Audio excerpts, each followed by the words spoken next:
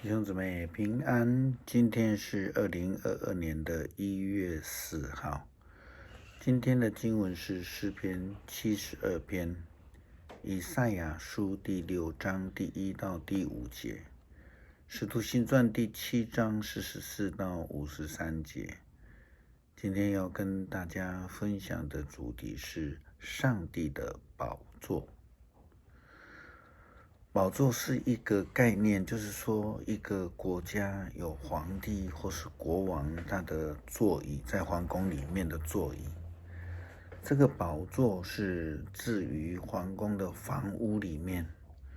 虽然我们看到圣经它是用宝座来描写那个坐在上面那个上帝的权柄，但是事实上我们无法全然的用宝座来看上帝的权柄，因为这个当然是不一样的说法了哈。那我们看看以赛亚书第6章的描述，他说乌西雅王逝世的那一年，我见到的主，他高高的坐在宝座上，他的长袍覆盖了整个圣殿。我们思考一下，一个宝座在耶路撒冷的圣殿上面，不但如此，就连那个上帝的长袍就覆盖了整个的圣殿。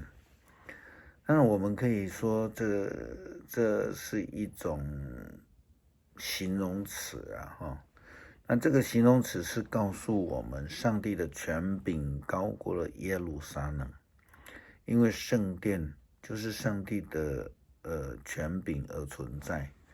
皇宫就是因为有皇帝或君王的存在。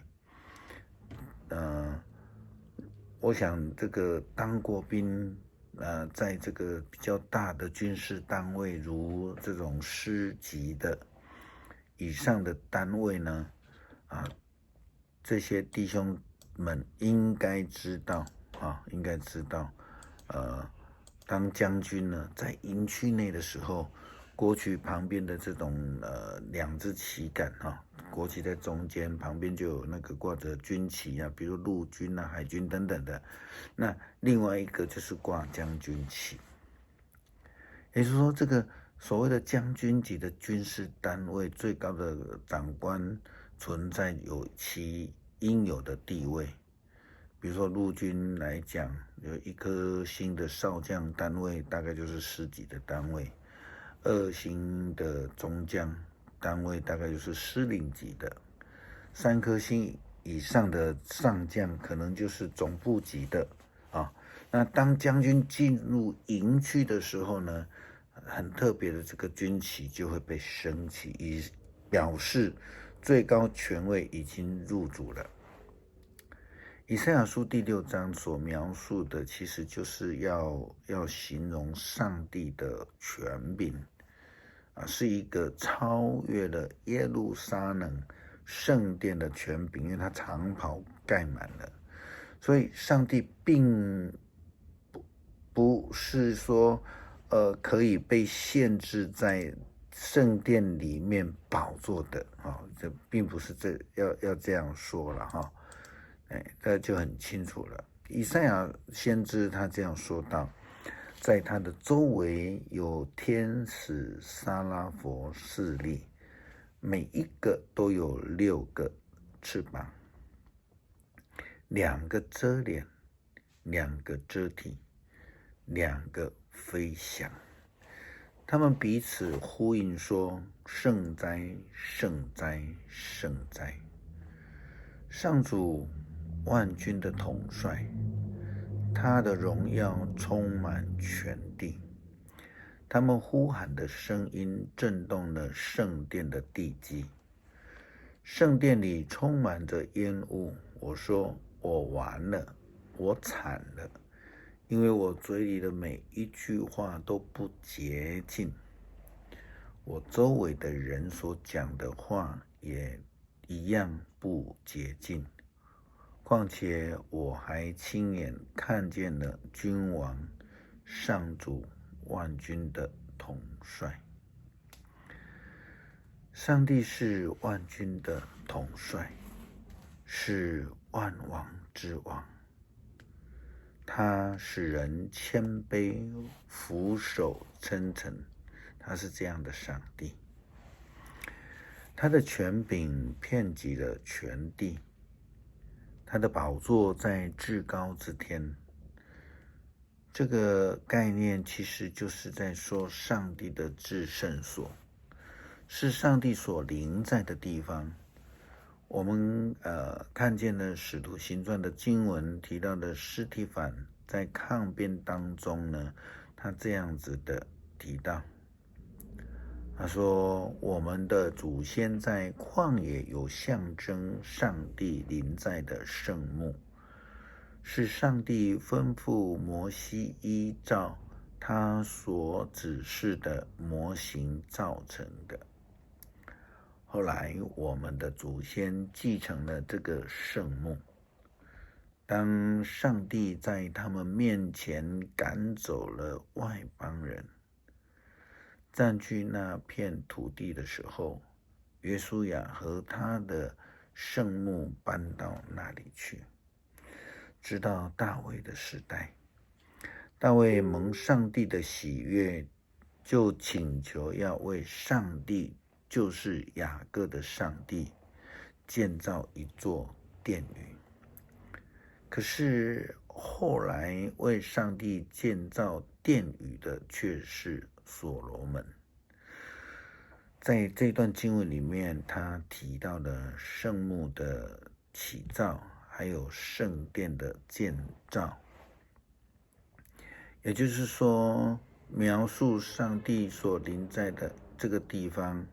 但我们千万不要以为上帝可以被关在圣殿里面，耶路撒冷圣城里面，因为上帝是无所不在，他不受空间、不受时间的限制。司提反又这样说道，其实至高的上帝并不住在人手所造的殿宇里，正如先知所说，主说，天是我的宝座，地是我的脚凳，你们能为我建造哪一种殿宇呢？何处是我安息的地方呢？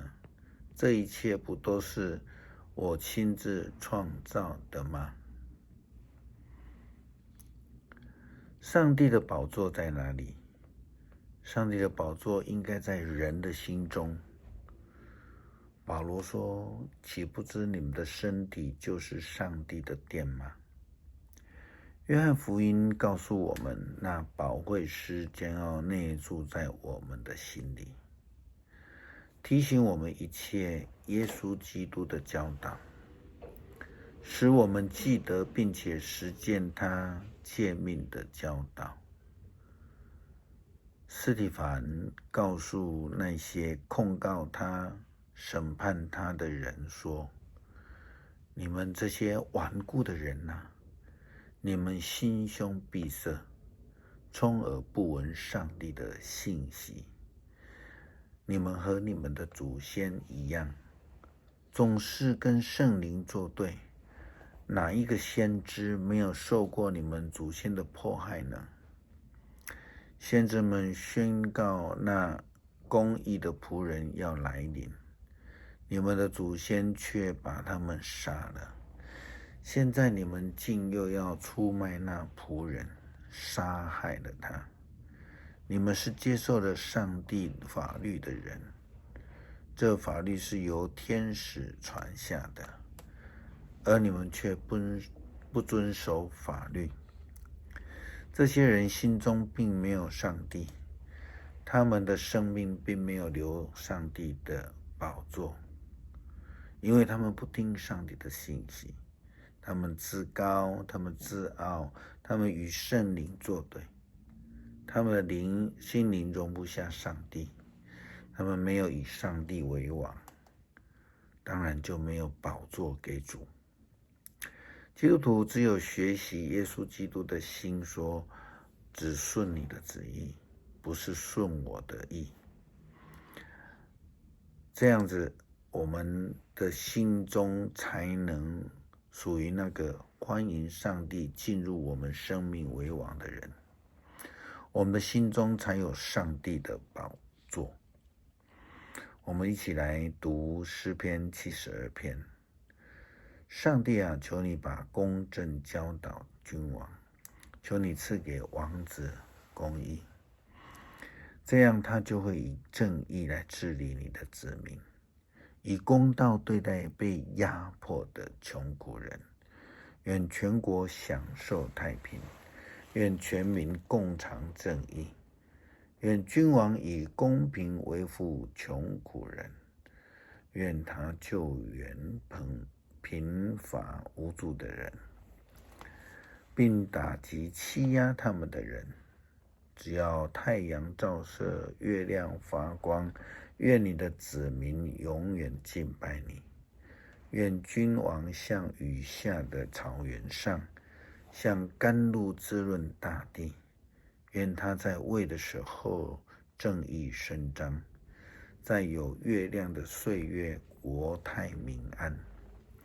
他的王国从这海伸展到那海，从幼发拉底河到地的尽头。旷野的住民要在他面前叩头，他的仇敌要扑倒降服于地。他施和群岛的君王要向他贡献礼物，示巴和西巴的王也带来贡物。诸王要坐在他面前下拜，万国要服侍他。他救援向他呼求的穷人，他帮助贫苦无助的人，他怜悯软弱贫寒的人，他拯救穷苦的人的生命，他救他们脱离压迫和强暴，他看他们的生命为宝贵。愿王万岁，愿他得到示巴的金子，愿有人不断地替他祷告，愿上帝时常赐福给他，愿土地盛产五谷，山林布满庄稼，收成跟黎巴嫩一样丰盛。愿城市人烟稠密，像野地滋生青草。愿他的名永垂不朽，愿他的声望如太阳长存。愿万国因他蒙福，愿万民为他祈福。要颂赞上主，以色列的上帝，唯有他成就奇妙的事，要永远颂赞他荣耀的名。愿他的荣光弥漫大地。阿们，阿们。耶西的儿子大卫的祷告结束。恳求上帝让我们明白，我们是受造者，除了上帝以外，我们不能做什么。让我们愿意谦卑，不要学习那骄傲顽固的人，拒绝圣灵的入住，拒绝上帝为王。让我们以生命来建造上帝的殿，为上帝预留宝座在我们的心中。祷告是奉主耶稣基督的圣名求，阿们。